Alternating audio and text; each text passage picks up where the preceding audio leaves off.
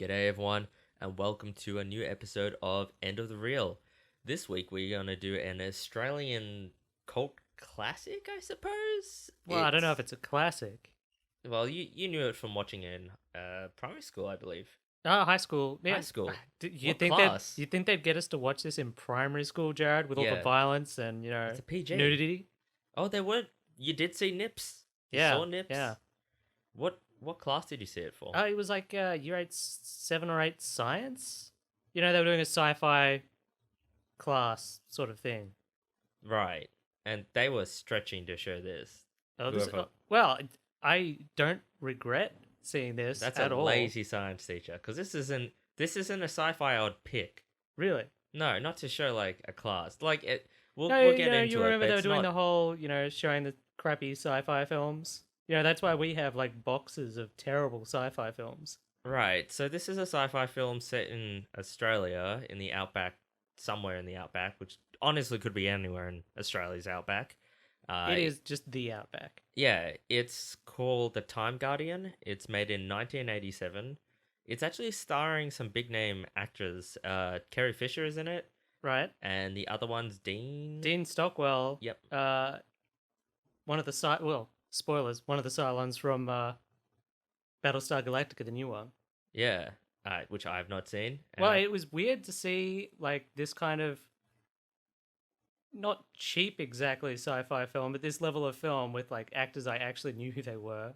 Yeah, so when we start off this movie, it's a it's a bit of a mess, isn't it? Actually, I'm not going to be able to get this plot really well because it involves time traveling, and that's complicated. But it's really simple. I mean, Oh, yeah. it's super simple to understand, mostly because it seems to be too simple, Yes, like stupidly simple almost. yeah. Let's just throw anyone who's going to say, "Oh, The- this the re- time traveling the- doesn't work." Let's throw that all out. Just throw Yeah, the yeah, time. what- Don't look at the time traveling. What makes it logic. simple isn't that they're tribe travelers or there's some sort of robot cyborgs. It's the way they sort of finish everything. It was very anticlimactic Oh, sort of thing. goodness. You'd think so. There's a city bouncing through time, and it's from they're the being- year it's 4003. 403 or yeah. yeah, they're from What is they're from the year 4003 after the Great Neutron Wars. The planet's been poisoned or whatever, and to escape it, they jump back in time. They bounce through time, and But in a city, they built this the giant whole city. it's a which- time traveling yeah. city, which I thought was pretty neat. And the city looks pretty great, But really. they're always chased by these robots, which then we find out are cyborgs. I don't know if they're always chased or if No, they've they are. always been chased by the robots, but it's only the last 6 times that the robots have ambushed them. Yeah. Like so the evil robots are also time travelers, and they're not robots; they're cyborgs. Yes. I couldn't tell if they were robots using human bodies or humans with weird cybernetic parts. Unfortunately, Yeah. like the movie starts off and it sets us up with this sci-fi where it's time traveling. Our main character's the resistance, I guess the army or lieutenant guy. He seems to be the only one who wants to find out what they're attacking because The Gendiki. yeah, and he kills one and rips out its heart and says, the black heart. And then he starts looking at it and investigating. And it apparently no one else thought to do this. Yeah, and again, I like the city. Like he's got this sort of Blade Runner room and a big triangle temple, sort of skyscraper thing. It reminded me kind of actually the new Blade Runner. It was It's a lot. His surprising. apartment's very similar. It's even got the thing talking to him. I gotta say, it was very surprising watching the sci-fi bits in the city that you're like, hey, this is pretty good. Yeah, but you only stay there for like 5 minutes. Yeah. Because then the majority they of get ambushed and they have to go back in time yeah. quickly. Anyway, when they get ambushed, he has to blow up one of the support struts of the city. So he and Carrie Fisher, who's I think her name is not Princess Leia. I cannot remember. No, it's Petra. They have to go ahead of the city and sort of set up a landing base for it. Yes. While they're still going through time. Yeah. That So the was- city is That traveling was so through weird time. to me. I was like, wait, so the city's currently traveling through time, Yeah. and now you're going to send these two people back in Ahead. time quicker than you guys are moving back in time. That's why I was like, oh no, don't Well, think I about know. it. Well, they talk about like different, it taking a lot of energy to move the city. So I think the city takes a huge amount of energy, No, but it's easy to I move like I two just people think just around. let it just Yeah, yeah. let it go. Don't Don't think try about and it think about it. because if you think about it, you get kind of a little angry And the towards thing the is end too, they're sending Carrie Fisher with him because because apparently she's an she's a expert cultural, of the time. yeah, Yeah. 20th century cultural expert. And this is the point. The movie's still looking cool. It's still a sci-fi. They've also just dressed up Carrie Fisher They're and our main character. whose What is name is his name? Bollard. I don't know the actor's Bollard. name. And They're they are dressed wearing up, this oh, weird so sort well, of like painted on armor almost. yeah, nipple armor. Yeah, it was very thin metal. Like it looked like it was painted on. Made Carrie Fisher look amazing, and he looked Okay. amazing. They looked great. Yeah, No, yeah. this was the weird bit because they looked great and they had that futuristic armor, and they go back in time and they land and they get met by, and this was actually kind of I interesting. think it's like 1988 Australia. Yes, and they're met. So it seems like they've come back a few times, and they're pretty smart with the way they do it in this remote part of Australia. What they've done is they seem to have made contact with an indigenous tribe multiple times in the past, but they've just kept it with them. It was very much like Fifth Element, where where they always talk to the same Yeah, there's a group of group that know. Australian Aboriginals who know who they are and seem to be expecting them. So I don't know if the city could move in space as well as time, Yeah. but I think maybe it was just time and it's bouncing in the same space. That's why they keep meeting up with the same group. And that was kind of interesting because they showed up and they talked to, and like, unfortunately, of course, after this bit, they disappear. They For the rest turn of the up at film. one point as laborers, Yes. helping to build the support for the city. One of them gets shot and nothing happens. Yeah, but apart from that, they just sort of disappear. Yeah. They greet them and they're like, "Where's the rest of your tribe?" And they're like, "This is it."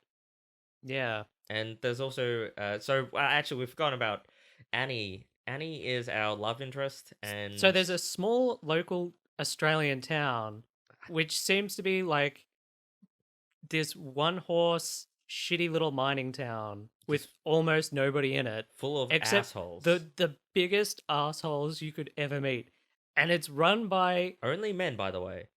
yeah. Well, yeah, that's the thing. There's like I don't think there are any women in the town. Yeah.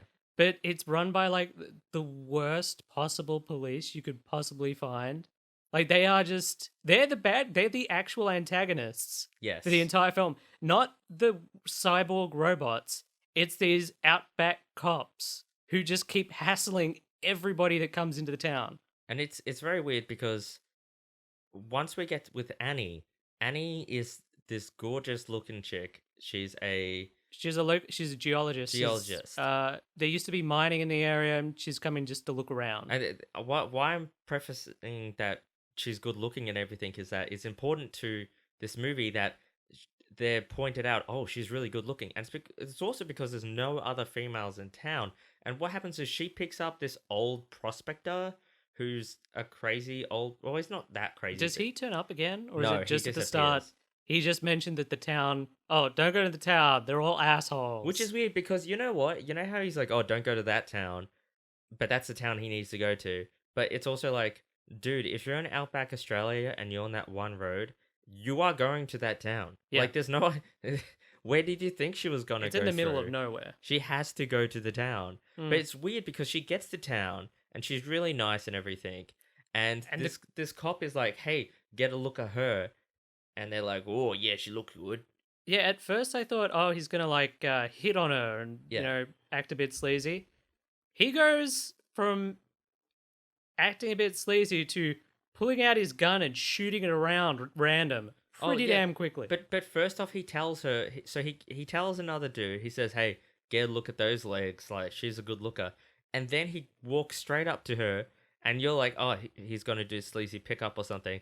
And he just goes, "Get out of town. Don't come back." It's like, wait, what is it? What? We don't what? want troublemakers here. Get out. It's It like was I thought you just awful. said that she was good. Like, wouldn't it make more sense in the context of this movie for you to like do the whole like, oh, how are you doing, love? You know, try and like keep her, not kick her out of town. They were just like, no females allowed in this town. Apparently not. Like even the other townspeople were weirded out by these cops. Yeah, Like they were like, "What are you doing? because This is crazy." they keep the women out. It was really weird. I didn't know why. There was no reason why. Yeah. Well, we find out that the cops are Confederate. Well, no. So That was weird. There are three cops, and it turns out they're all complete scum. Yeah, But the first one we meet, Mustache Guy, he is coward. he's a coward with a gun. Yeah, Then there's bald Confederate cowboy cop who, at first, you think, oh, he's a bit more reasonable because he tells the other guy to shut up.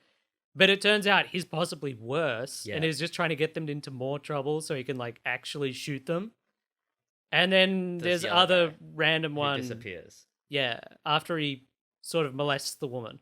Oh man, I must. Have Oh, he missed that. definitely manhandles her a bit. Well, I gotta say the Confederate flag, the main Confederate flag dude guy, we're in The Australia. sergeant, yeah. Well, he's got a Why? whole cowboy thing going.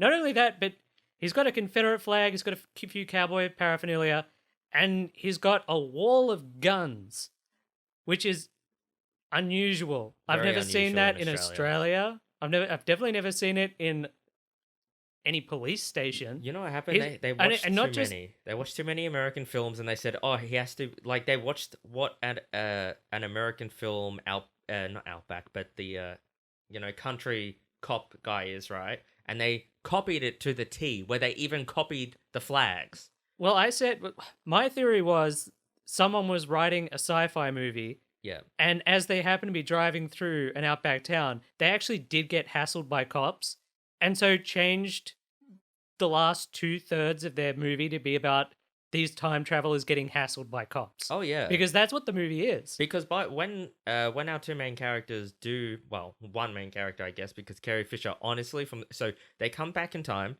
and they have to, well, then the robots come Well, back okay, so- in orbs. So somehow the robots know where the city is, when the city is going, not where, It's when the city is never going to be. explained. And they keep ambushing the city by arriving beforehand, burrowing down, and then launching an attack. You only ever see like 5 of these creatures. I think they only had like 5 outfits. Yeah. They look not terrible, but they're maybe a step up from the creatures from Power Rangers. No, I feel like, you know why I feel like the problem is with them? Sometimes simple is better. Yeah, okay. They should have not, like, they had like all, not horns, but they had like, Metal bits. coming novel off. bits hanging off them everywhere. It's It like, didn't look awful, but I think they only had like 5 outfits. yeah. Anyway, so Bullard They look and very Petra, uncomfortable. Carrie Fisher's character, come back in time, and one of the things they're doing as well as building a strut is when the robot's time machine turns up, and they've got these 3 giant balls that help them travel through time. Yeah. What they do is they just try and push the balls over to stop the time machine from happening. Like a couple of them, cyborgs come through, which I don't think we ever see again. But they actually fail. Yes. Bullard and Petra actually can't stop the robots. What saves them is the fact that the robots place one of the balls in the middle of the road, and in the middle of the night, this truck driver just slams into it. Complete dumb luck. You are in Yeah. the middle of Australia on a endless road, basically, and That just dumb luck. happens to be there at the same time as this truck is going by. Yes. Also, in that scene, it's very weird. So, we get Bollard arriving with Carrie Fisher, and they're wearing the armor suit. Okay? And then we get them say, "Oh no, the robot's coming." And then immediately, next scene, suddenly they have a complete wardrobe change, and they're wearing just like Yeah, just jeans and- regular clothes. t-shirt, a flannel.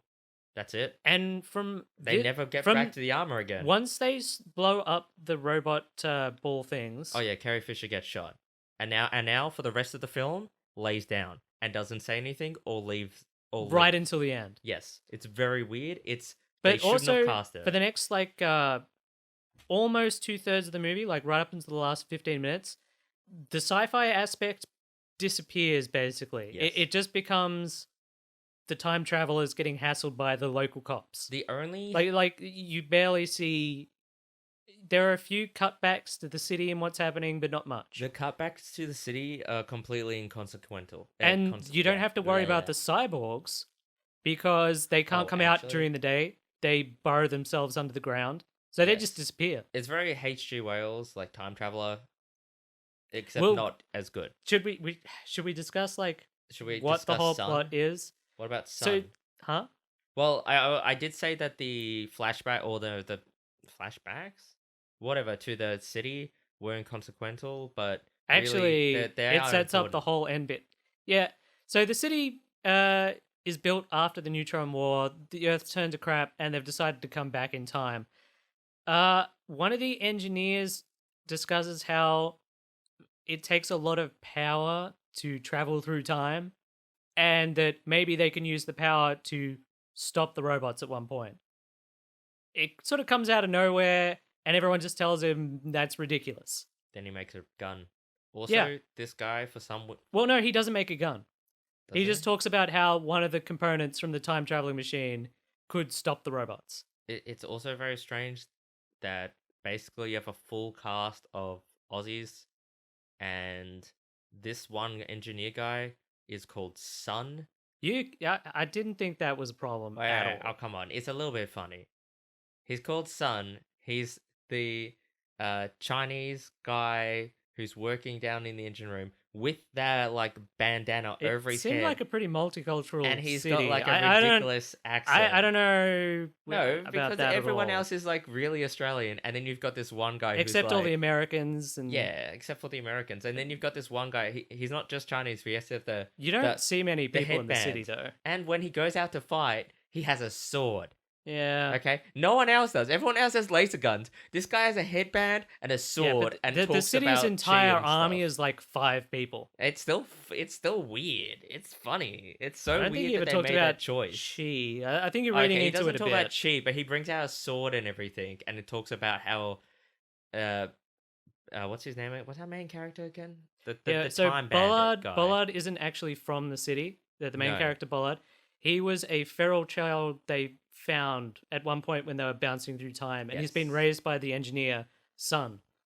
So it's weird that they didn't pick up more. That annoyed me. Why would Why? you pick up Why would more they pick up more people? people? Well, if you can do that, you can pick up tons of people. One of their main problems is they don't have enough people No, no, with no, resources. no. They've got plenty of people. Do they? They don't have weapons. I don't know. That's why they don't have an army or anything. He mentions it. They've got like no guns that can actually like really hurt the robot creatures. That's why they keep getting wiped out. All right. Well, let's forget it that because it's not a sci-fi. It's issues with the local police. Yeah. Which we get to town, and well, what happens is that our geologist Annie, she's Bumps into Bollard. yes, as she sees one of the Cybermen people, and he sort of saves her, I guess. Oh, Bollard sort of just tells her not to go near it, Yeah. and they head into town, where he pretty much just straight up tells her he's from the future, and she's like, "Okay, Well, the yeah, thing is, fair though, enough. on the way into you seem to be a town- bit odd." Bollard is very odd. Like, even the people from the future city think he's a weirdo. Oh, he does have a very funny line when Go on. he's explaining to them that they could try and fight them. This other person is like, "Oh," she actually says, "I think it's like, oh, that's a typical man's response to it." And then you're waiting for her to put forward like, a different option. Yeah, he's because the only one who there's seems no to actually want to options. deal with the robots. Like Yeah. everyone else is like, "Oh, we've got to do something about the robots." But And he's no like, one's putting it his answer forwards. is, "Well, we should try and fight them." Which is reasonable. Considering there's no only other... 5 of them, and he takes 3 of them out with a knife. Yeah. Yeah, I think it's pretty So reasonable. it wasn't like I was like, oh, that's a bit of a mean thing for her to say without putting forward like some alternative. But then he gives a very strange response, which is that these aren't plumbers you can just bribe overnight to get your bathroom fixed. What? I was just like, wow, that's so out of place. Yeah. Why would you do that? It's a 4,403 AD, and it's like, yeah, you can't just bribe your Anyway. local plumber. So what? So as So Bollard, weird. I just don't get where they got that. as Bollard and Annie head into town, they find the dead truck driver, and they decide to pile him into the back of their car. Which is that something you do? No. Like if I found someone dead on the road, I'd drive to the town and tell the cops, but I wouldn't pick him up and put him in the back of my car. The arsehole cop's initial response isn't, in my opinion, that bad to this because his response to it. He follows them into town before he sees the body though. He's already following them. He drives in right after them, hops out of his car, runs up, And that's where he finds the body. He immediately pulls out his gun and Which starts pointing them at them. that's reasonable. That's reasonable. How is that reasonable? Okay, these randoms. You're in a small town, a small country town, right? Yeah. Anything can happen, right? Wolf Creek, all right? It's Wolf Creek. I don't think that happens in a town. Yeah. I don't know. I just don't think it's that unreasonable to say that, hey, these random strangers now with a dude has turned up with the dead body of my friend to pull out your gun. And just start waving it around. I'm pretty sure that is incredibly the wrong thing to do. Anyway, Bollard doesn't take kindly to this, and he's a future soldier. So Yes. he comes out and immediately starts beating up this cop, which looked pretty good. Yeah. Honestly, I didn't mind the little bit of violence in the movie. The sergeant comes out, points a gun at Bollard, and basically tells him, yeah, you know what? You were kind of in the right. The mustache guy's a dick. Yeah. And at this point, I thought he was going to be like the good cop. But actually, he's worse. And he just sort of wants them to, I don't know, he wants to leave them out. He says, oh, I'm going to leave them a bit of more rope so they can hang themselves, a sort of longer thing. chain. Yeah. But he takes them back in and questions them a bit before letting them loose. While that's happening, the mustache cop is going through his dead friend's wallet, takes out the money, puts it in his pocket, and calls him like a tight git or whatever. Cheap bastard. Yeah. They are the worst cops. Yeah, like that's the worst And then people in apparently- general I've apparently ever the met. other friend, another friend, I don't know, some other guy turns up who you think is a friend of the guy, and he's like, "It's hot. We gotta get this guy buried soon." It's like, fuck. Well, that's just pragmatism, Jared. That's being reasonable. No one in this town cares. But as well as the dead body, they picked up a bit of the future cyborg time traveling machine. yes, The mustache cop takes it and later on sort of activates it accidentally No, it wasn't. I don't know. It activates itself while he's holding it. and I thought He he was gets gonna put them sucked together. into it and leaves behind just a boot. See, there was I thought through the rest of the movie, I was waiting for him to for come a back. cyborg to come back that had his face, like he'd been turned into a cyborg, but that never happens. He just disappears. Yeah, that's what's really weird. Is it's like also I was waiting for him. He's got like all the pieces of the broken one, so you're like, oh, I get it. He's gonna put it together, No. and then Actually, that's I don't even know how the rest of the robots got there because the time machine is destroyed. Well, if he put it together, But he didn't. it's like- He didn't though. and then it's like, why does it work if it's in pieces? I have no idea. It- I didn't. Oh, okay. It would have been just why it's such an obvious plot of like he puts it together now, but instead they're like, oh, he gets sucked through. Anyway, Yeah. so they get released, and Bollard and Annie go and buy a tractor. well, because they they need- a very loose Oh, yeah. term. Well, you've thrown Okay, around so there. this is a point that sort of like I was confused by. So he goes to haggle for this tractor because they need to build the platform for the city to land on. The guy, he's from the town, so he's an asshole. He immediately asks for like, oh, it's $1,000 a day, and it's just a tractor doing nothing. I think that's kind of reasonable too. Okay, but the thing is, before, as they were leaving the city, they got given a giant wad of currency to take with them, but now Bollard has no money. Oh wait, did he really? Yeah. I missed that. Yeah, Oh. yeah. As he's leaving, they're like, "Oh, here, take this. What's this? Oh, it's future money. You'll need it to buy things." Apparently, it's just gone. Well, it's just like his armor; it just disappears. Yeah. So he just sort of throws the guy who, okay, he's an asshole, but I don't think he deserved it. Throws the guy through a window, leaving him with cuts and stuff all over his face, and he just guy goes, gets, "Well, I guess I hope I hope that's enough for that you." guy gets fucked. Oh, he gets destroyed. He does. He doesn't seem that like okay. He's He's someone a you've got a dick. tiff with, but you don't need to like. They kill his dog. Okay, not Bollard, but the. Oh, well, that's later on. Come on! What the hell? So yeah, Annie and Bollard, now with the tractor, head back and they start building. Well, actually, they get the Aboriginals to build it for them. While Petra just sort of lies there, making a little bit of small talk. She gives this future armband thing, which is meant to do a ton of stuff, to Annie, because she's going to make use of it. Because by this point, Petra already knows that she's going to have to sacrifice herself at some point So to save Annie. this is something really weird that this is when you're like, yeah, they should not have cast Carrie Fisher because I feel like She doesn't do anything, but Yeah. the fact that she's there is distracting. Like, I keep expecting her to have a larger role, but All she does is lie in the background. She doesn't have a role. She has one of those like things where it's like they just cut to the person to say something random and inconsequential, but they're just saying it because she's there. Yeah. Like it's a waste I mean, of time. Dean Stockwell, the Cylon robot, he's in charge of the city. His name is just Boss. He's Oh just my called God, Boss right? in the credits. I couldn't believe that. He's at least doing something. Like Yeah. he's running the city. He's yelling at people, telling them to get Just off their literally asses and hire do any stuff. other actor except for like just hire just a no name and it would have been fine.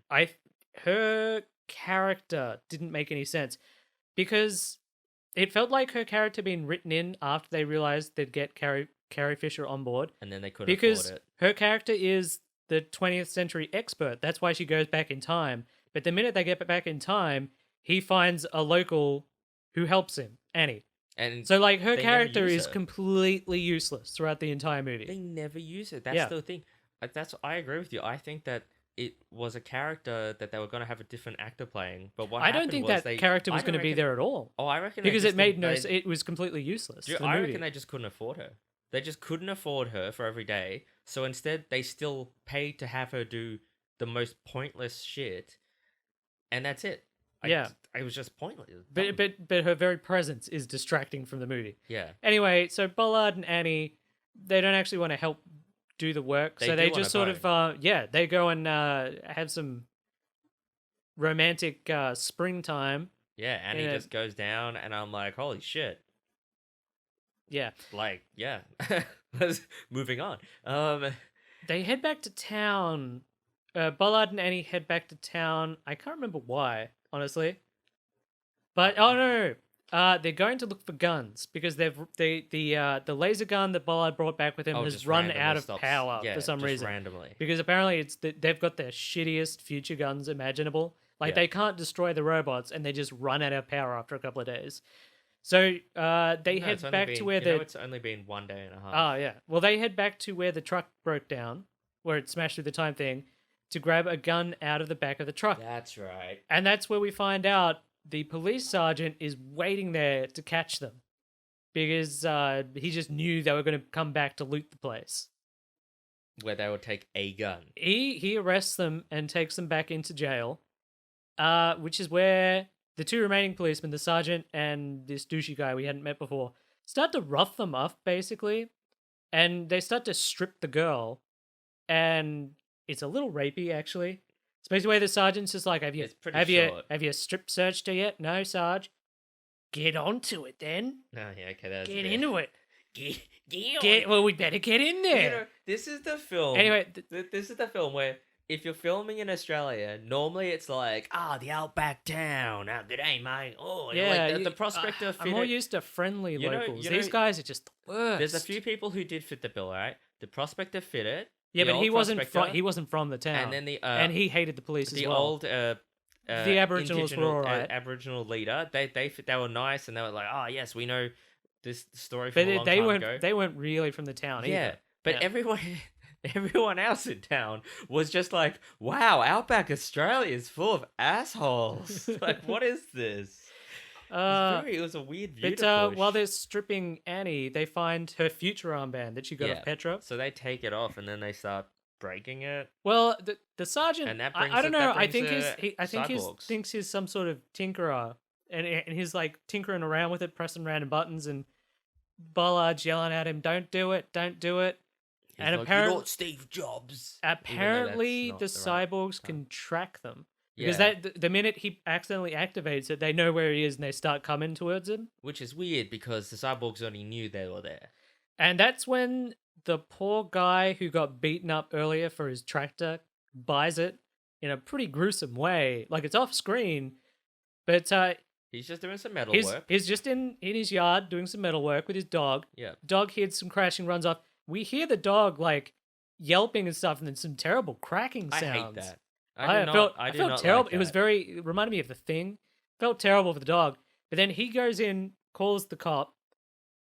The cop arrives a little later, just after the screams have died down, and inside of his little shack, it's just coated in blood Yeah. everywhere. This isn't one of those like, oh, there's like blood splurts. No, we mean the walls I mean, are covered in the blood. Yeah. These cyborgs have painted the walls in blood. Yeah, I think they ripped off his head and then like a headless chicken just held him as it squirted everywhere. Anyway, while the cops are Why did he deserve that? while the cops This is so weird. he was one of the last people left alive in That's this movie. true, There were yeah. not enough extras in this movie.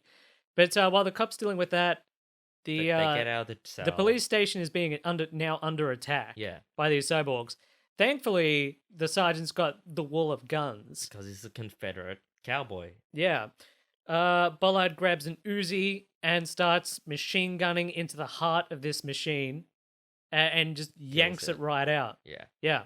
So they flee the town while the town gets blown up, and he basically yells at the cop, telling him it's all his fault. Now he has to watch his town burn down around him. Which wait, the funny bit And about that- that. Well, that's the end of the bad guys because Wait. The funny bit about that, he's like, yeah, now you get to watch your town burn down. Right. Okay, so it's like, okay, so who actually did set the prison on fire?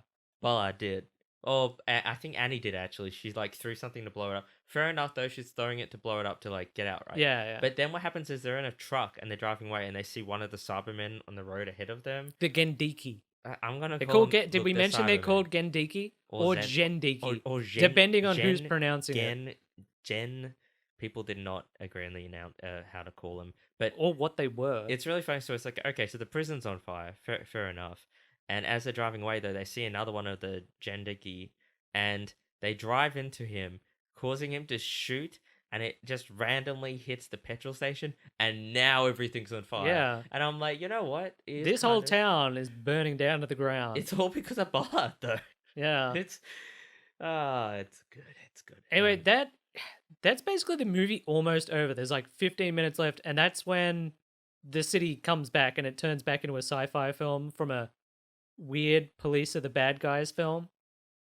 Well, the city goes out to fight, I think, or who Well, can. This is the part that really annoyed me, Son is especially just with injured. Carrie Fisher. Oh, Carrie Fisher, yeah. So that guy. as Bollard and Annie are running back to the city, they start climbing up a little bit of a hill. Yeah. And Annie slips. Now this is a tiny little hill. It's not steep or anything, but she's having trouble getting back up, and the Gendiki are coming. So Carrie Fisher, who's done basically nothing in the entire film, launches herself at this cyborg thing and starts to wrestle with it, and it immediately rips her in half, basically, or crushes her.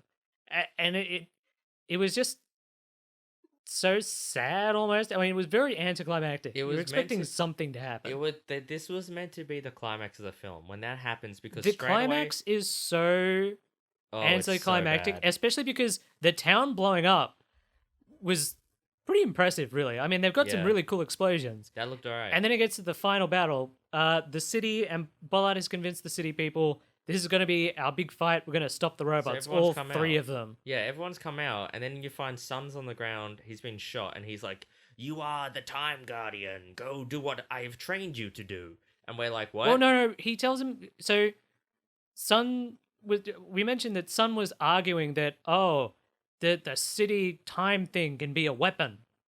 And everyone told him he was being stupid. But he just mentions to Bollard, remember what I trained you and all this. Bollard instantly knows what he has to do is to run into the city, the heart of the city, and take out this bit of the time machine. No, I thought Son had made it. No. That was part sure? of the time machine. And I don't know how it worked exactly. Yeah, no, this bit. It's made not no explained sense. at all, apart from that it's got the power of 500 years in it. Oh it- yeah, they killed the general dude of the Gendeki. Yeah, okay. How did they On their even way do to that? on the way to come, they're coming back with the time thing. They get ambushed by the general of the Gendiki, and he kills them with a knife. Which he finally uses. He brings out like 4 times. He in the keeps movie. flashing this knife, but he never uses He's it. like, "Oh, right I at the end. cat ya, Uh, knifey spoony, and then knifey spoony." In a really anticlimactic scene, he runs out, yells, "Stop fighting! Stop fighting!" And everyone actually just stops fighting and just stares at him weirdly.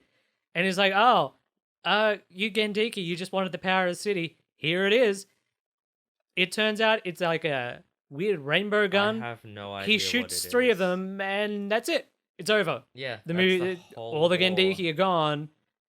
and it's over. And then It was just, it felt really anticlimactic, and the ending. Yeah, I mean, I enjoyed this movie yeah, quite a bit, no, I did not. but the ending was a bit of a letdown. I will definitely put this on the don't watch list. Yeah. I do not think it's worth it, especially because there are so many just disgusting Australian Okay. accents. Jared has a thing about Australian accents. Can't stand them. The minute he hears them, he starts to tune out. I can't stand Especially them if at they're all. like in films and stuff. Oh yeah, mate. Jared, you don't need to do it because Yeah, you have an mate. Australian accent. Oh, yeah. You sound just like the people in the movie.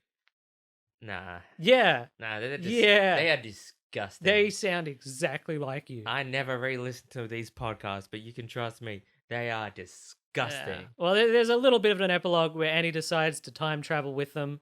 I don't know why they're still time traveling or where they're traveling to now, because the robots aren't hunting them. Well, They're I not don't- in the happened- apocalyptic future. Honestly, what happened to the robots? I don't get anything. I'm not sure who the robots were apart from raiders who wanted the city's power for some reason. It's sort of.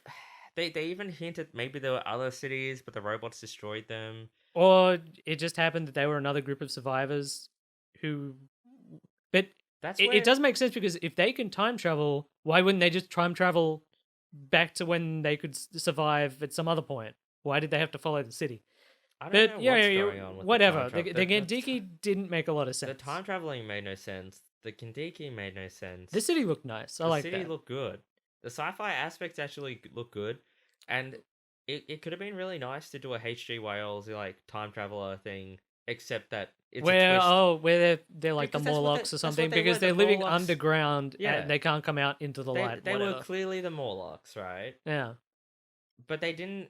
See, what I thought it would have been Like, that is was the that inspiration. They I did not thought use I thought it was going to be, oh, they're cyborgs and they need humans to integrate more. Yeah, like like they're like the Cybermen. Borg sort of thing. Well, Cybermen. Yeah, yeah. Right. But we only ever see 4 or 5 of them, and Well, it's because they it- just sort of attack them we for no learn- real yeah. reason. Well, we learned that we learned that they are cyborgs, and And that they want to take the city. Right. They really want to take the city. So we learned this, and this is where you would think like where that chick interjected, she could be like, "Have we tried negotiating?" And you could be like, "No, they haven't."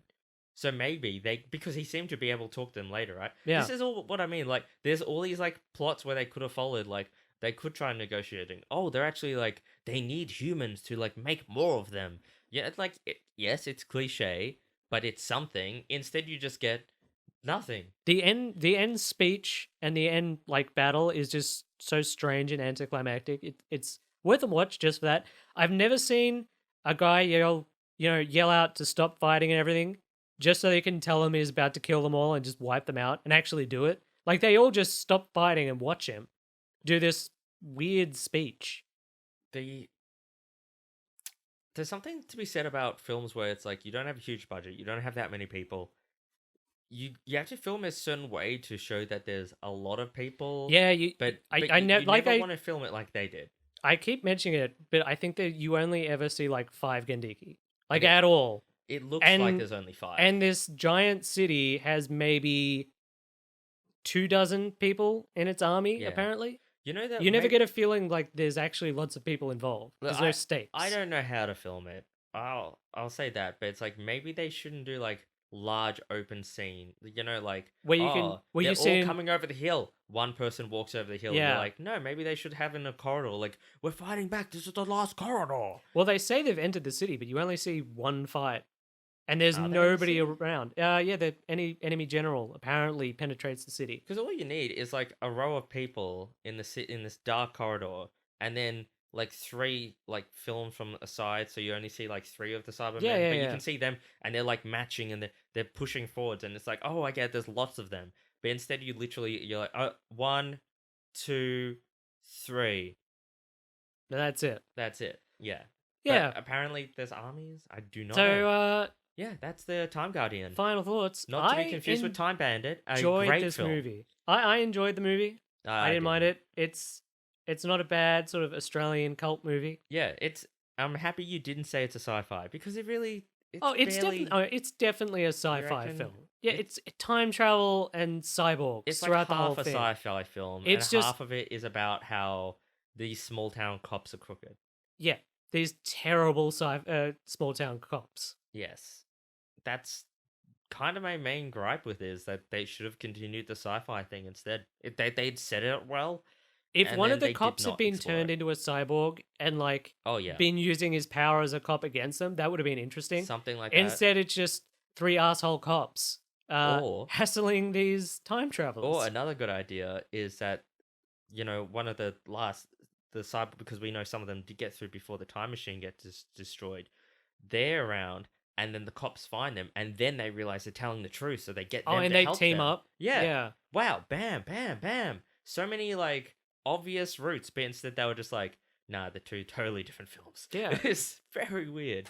But yeah, I personally wouldn't recommend it. I enjoyed it. That's fine. It's a Yeah. little hard to find.